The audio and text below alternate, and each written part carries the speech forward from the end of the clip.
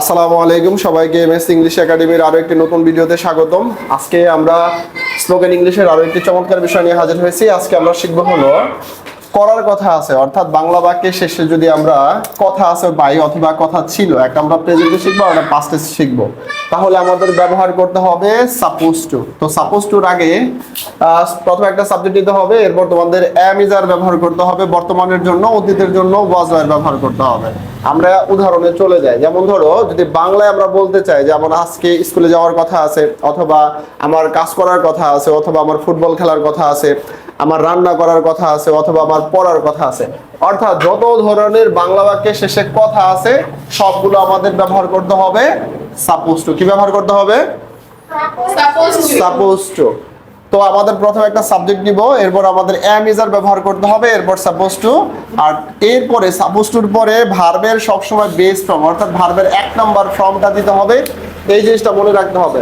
এখন আমি যদি বলতে চাই গো শব্দের অর্থ কি? যাওয়া। গো শব্দের অর্থ কি? যাওয়া।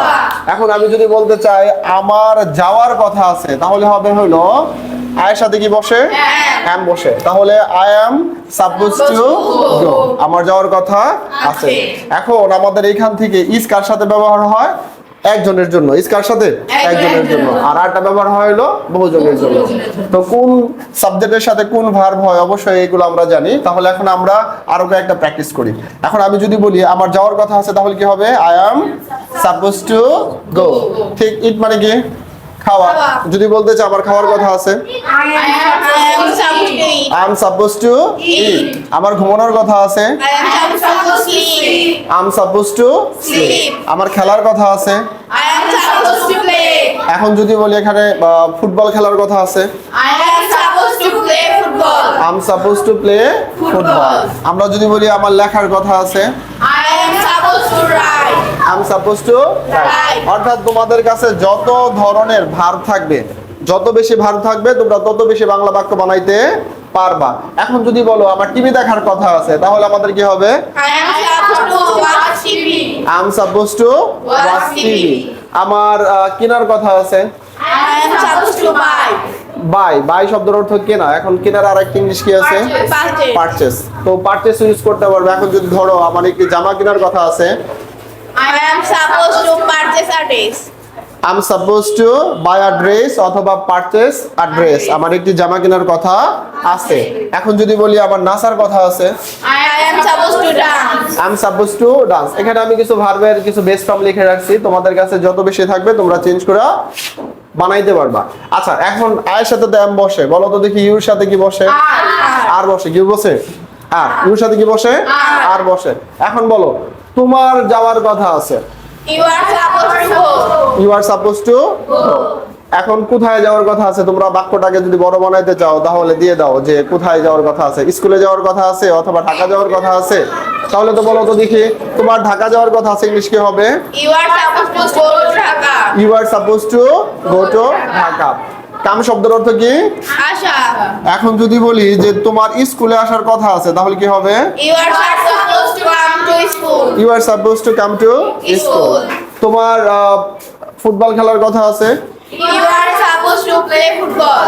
তোমার চিঠি লেখার কথা আছে, you are suppose to write a letter. আচ্ছা, গুড। এখন আসি হলো আমরা ঠিক সেম অর্থ দিবে। হি শব্দের অর্থ কি বলো? হি শব্দের অর্থ কি? হি শব্দের অর্থ কি? সে। আর হির সাথে আমি যাদের কোনটা ব্যবহার হয়? Is. He is suppose two, তার মানে কি? তার কথা আছে, তার কথা আছে। এখন কি কথা আছে? যাওয়ার কথা, খাওয়ার কথা। একটু প্র্যাকটিস করি। তাহলে বলো তার যাওয়ার কথা আছে, হি ইজ সাপোজ টু গো।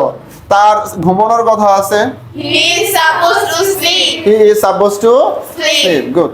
ঠিক এইভাবে আমরা সাবজেক্ট চেঞ্জ করে বাক্যগুলো একটা সেন্টেন্সে এই স্ট্রাকচারটা ব্যবহার করে আমরা শত শত বাক্য কি করতে পারবো? গঠন করতে পারবো। এখন তোমাদের একটা প্র্যাকটিস দেই। যদি বলি হইলো সকিনার বাড়িতে যাওয়ার কথা। আচ্ছা, এইটার ইংলিশটা কি হবে? এটা আসলে তোমাদের জন্য না, এটা হলো আমাদের ভিডিওটা যারা দেখতেছে তাদের জন্য। সকিনার বাড়িতে যাওয়ার কথা অথবা কথা আছে, সেম একই অর্থ দিবে কথা আছে। তাহলে সকিনা যাওয়ার বাড়িতে যাওয়ার কথা আছে, এটা অবশ্যই তোমরা যারা ভিডিওটা দেখতেছো তারা কমেন্টে লিখে ফেলো। আচ্ছা, দ্বিতীয় এখন আমরা যে জিনিসটা প্র্যাকটিস করব সেটা হলো এই কথা আছে যদি আমরা পাস্ট করতে চাই, কি করতে চাই?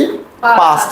অর্থাৎ এটা তো আমরা বর্তমানে বললাম, এখন যদি আমরা বলতে চাই যে আমার বাড়ি যাওয়ার কথা ছিল, আমার ফুটবল খেলার কথা ছিল, যে কাজটা তুমি করতে পারো না। অনেক কথা ছিল কিন্তু আমরা অনেক কিছু কিন্তু করতে পারি না। যেমন ধরো আজকে আমার প্রাইভেট আসার কথা ছিল কিন্তু তুমি আসতে পারো নাই। আমার স্কুলে যাওয়ার কথা ছিল কিন্তু আমি যেতে পারি নাই। আজকে আমার রান্না করার কথা ছিল কিন্তু করতে পারি নাই। তাহলে এরকম যত ধরনের ছিল অর্থে দিবে, কোনো কিছু করার কথা ছিল, আমরা কি ইউজ করবো বলো তো? ওয়াজ ওয়্যার সাপোজ টু। কি ব্যবহার করবো? ওয়াজ ওয়্যার সাপোজ টু। এখন ওয়াজটা কার সাথে ব্যবহার হয়? একজনের জন্য, আর ওয়্যারটা বহুজনের জন্য। আয়ের সাথে কি ব্যবহার হবে? তাহলে আই ওয়াজ সাপোজ টু মানে আমার কথা ছিল। আই ওয়াজ সাপোজ টু মানে কি? আমার কথা ছিল। তাহলে বলো তো আমার ঢাকা যাওয়ার কথা ছিল। I was suppose to go to Dhaka. আমার খাওয়ার কথা ছিল। I was suppose to eat. আমার ঘুমানোর কথা ছিল। I was suppose to slip. আমার খেলার কথা ছিল। I was supposed to play. আমার লেখার কথা ছিল। I was supposed to write. আমার নাচার কথা ছিল। I was supposed to dance. I was supposed to dance. আমার টিভি দেখার কথা ছিল। I was supposed to watch TV. I was supposed to watch TV. তাহলে আমরা প্রেজেন্টের জন্য am is are ব্যবহার করব, পাস্টের জন্য was are ব্যবহার করব। এখন আমাদের ইংরেজির যদি আমরা এতটুকু শিখি তাহলে আমাদের সমস্যাটা হয় কি, আমরা স্পোকেন ইংলিশে এটা শিখলাম কিন্তু আমরা প্রশ্ন করতে পারি না। কি করতে পারি না বলো? প্রশ্ন করতে পারি না। তো প্রশ্ন করার সিস্টেমটা অনেক সহজ। যখন আমরা প্রশ্ন করতে যাব তখন আমাদেরকে যেই ভার্বগুলো, অক্সিলারি ভার্বগুলো আসে সেগুলো কোথায় আসবে বলো? সাবজেক্টের সামনে। কোথায় আসবে? সাবজেক্টের সামনে চলে আসবে। এখন আসে আমরা এই বাক্যগুলোকে নট করতে যদি চাই, কি করতে চাই বলো? এই বাক্য কি করতে চাই? নট করতে চাই। নট করতে গেলে অ্যামিজারের সাথে একটা কি ইউজ করতে হবে? নট। ওয়াজ ওয়্যারের সাথে একটা নট। অর্থাৎ এই দুটোর সাথে আমাদের একটা কি ইউজ করতে হবে? নট। যেটা বলছি আমার যাওয়ার কথা, তাহলে I am suppose to go. এখন যদি বলি আমার যাওয়ার কথা না, তাহলে কি হবে বলো তো দেখি? I am not suppose to go. আমার খাওয়ার কথা না, I am not suppose to eat. আমার ঘুমানোর কথা না, I am not suppose to sleep. এখন যদি আমরা প্রশ্ন করতে চাই তাহলে অবশ্যই ভার্বগুলোকে আমাদের সামনে নিয়ে আসতে হবে। কোথায়? সামনে। আর আমরা সবসময় আগের ভিডিওতে দেখাইছিলাম আমরা আসলে যখন কথা বলি তখন ইউরে প্রশ্ন করি, কি কাকে? ইউকে। এখন এখান থেকে ইউর সাথে কোন ভার্বটা ব্যবহার হবে? আর। কোন ভার্বটা? আর।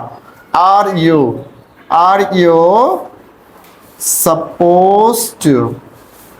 আচ্ছা, আর ইউ সাপোজ টু মানে কি তোমার কি কথা আছে? আর ইউ সাপোজ টু মানে কি তোমার কি কথা আছে। এখন আর ইউ সাপোজ টু আমাদের অবশ্যই টুর পরে সেম ভার্বের এক নাম্বার ফর্মটা ইউজ করতে হবে, ঠিক তো? আচ্ছা, এখন যদি বলি তোমার কি যাওয়ার কথা আছে? Are you suppose to go. Are you suppose to go. এখানে আমাদের আর বানানটা একটু ভুল হয়েছে, এ আর ই আর।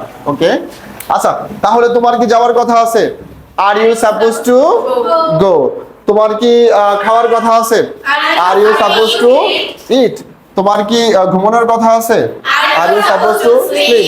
তোমার কি খেলার কথা আছে? Are you suppose to play. তোমার কি গোসল করার কথা আছে?